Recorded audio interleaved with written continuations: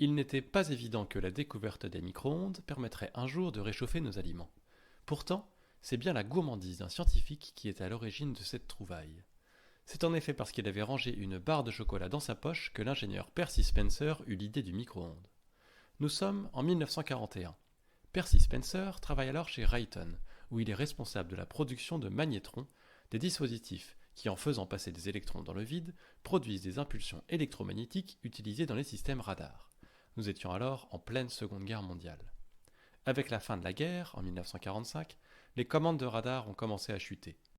Un jour, alors que Percy Spencer se tient près d'un magnétron, dont il cherche à améliorer les performances, il met les mains dans sa poche et remarque que la barre de chocolat qu'il y avait placée avait fondu.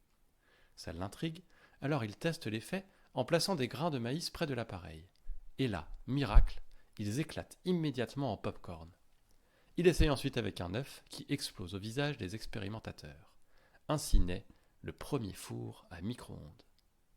Commercialisé par Raytheon à partir de 1947, le premier four à micro-ondes, appelé alors le Radar Range, pèse 320 kg et coûte la modique somme de 3000 $.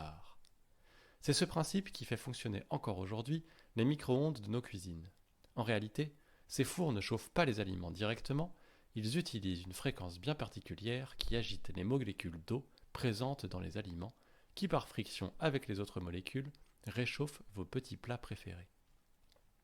Cette invention est un bel exemple de sérendipité, cette aptitude à faire par hasard une découverte et à en saisir l'utilité. On peut citer comme autre exemple de sérendipité les découvertes de l'aspartame, de la pénicilline ou encore du post-it.